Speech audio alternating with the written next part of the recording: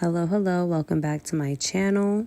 And if this is your first time stopping by, I'm Lady Pavo, also known as Luna Lamonte. And today, in this audio video, I will be discussing the topic about closure, how to find closure in a romantic relationship, kinship, friendships, or even co-workers. It doesn't matter what situation, just how to find the proper closure and move on with your life with peace and ease. If this is something that you're interested in, stay tuned. Keep in mind that this is a little bit of a mini rant. All right, so I hope you guys enjoy.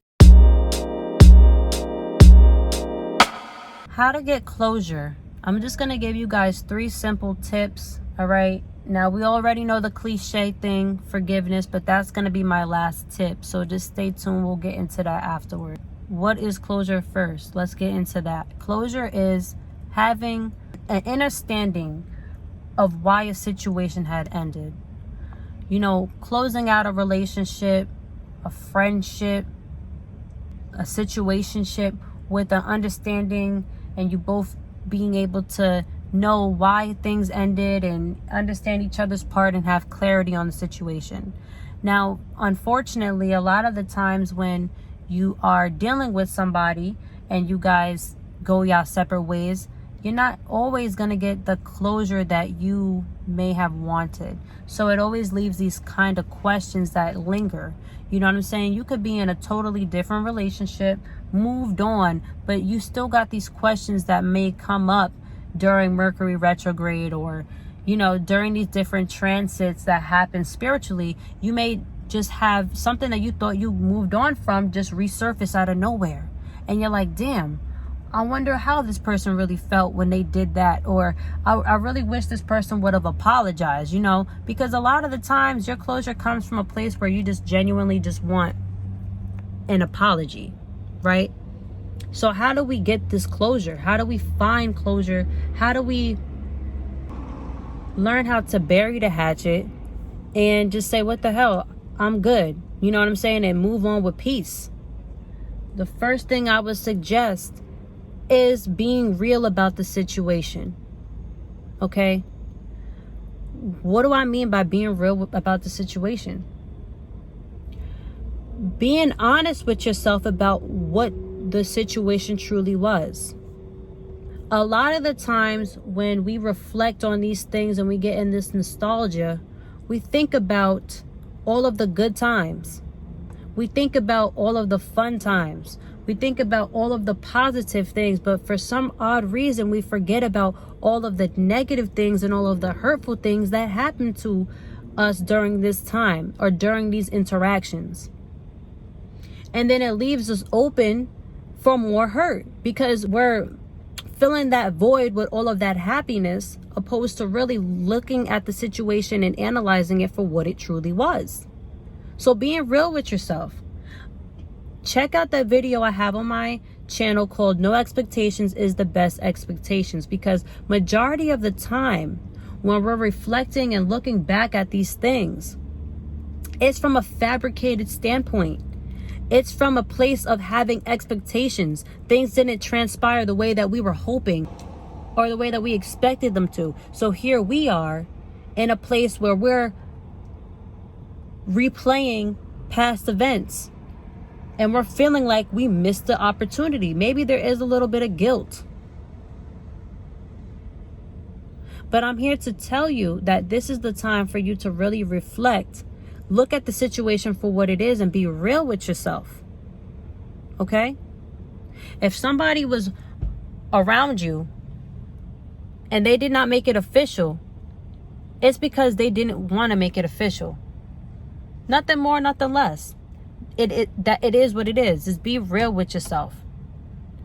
Don't paint yourself out to be better than something. Don't paint yourself for this person to be better than what they are. It is what it is. This person's perception of you does not define you. You being in a situationship with them does not define you.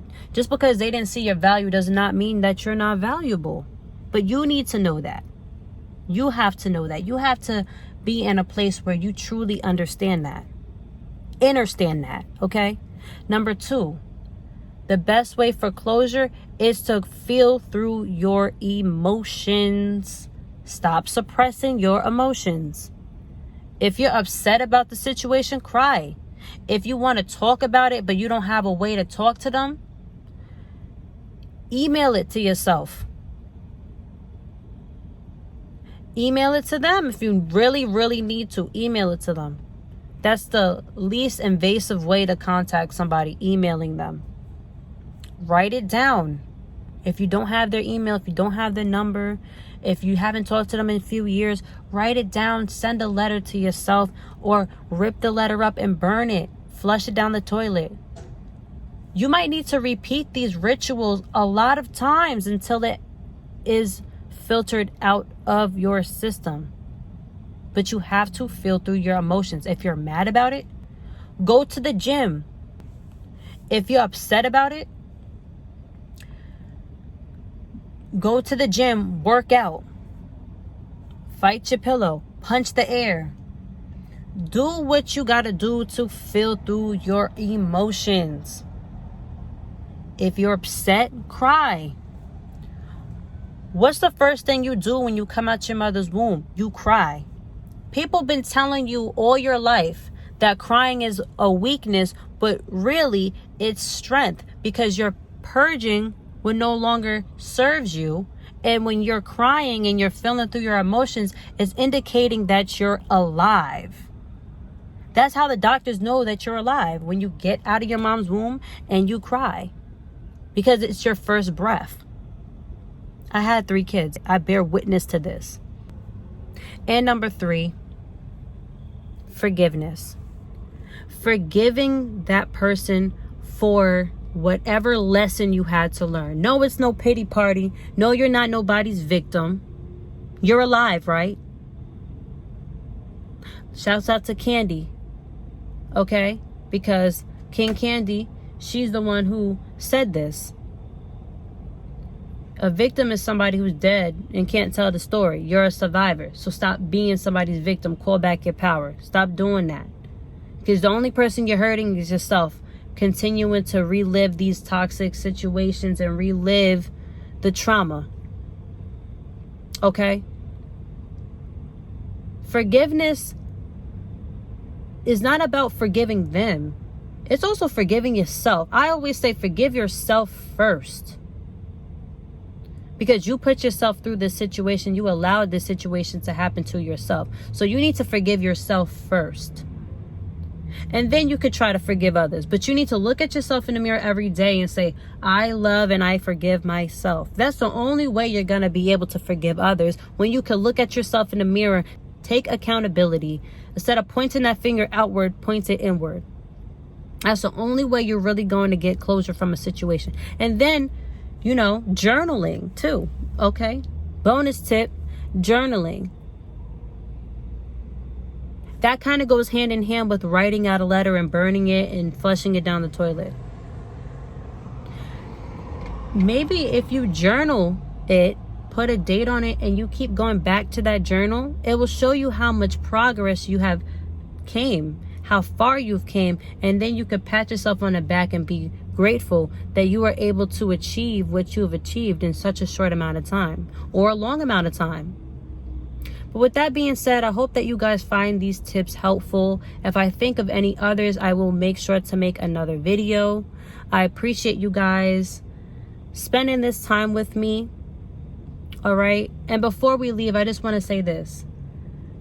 The way I get closure, I never really needed an apology, because whenever I got an apology, I always felt like it wasn't really genuine. I just felt like I never really needed it, because I already had my mind made up to move on from the situation.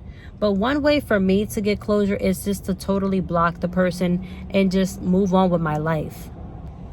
People come into our life for a lesson, and that car moving by is confirmation that if you want to move on from certain things, you got to take the lesson for what it is and be grateful for the lesson, and stop letting the pain be your definition and define you. It's not your definition. Just because you was hurt, it just made you stronger. It made you tolerate less bullshit. Excuse my French, but it made it so that you stop tolerating nonsense.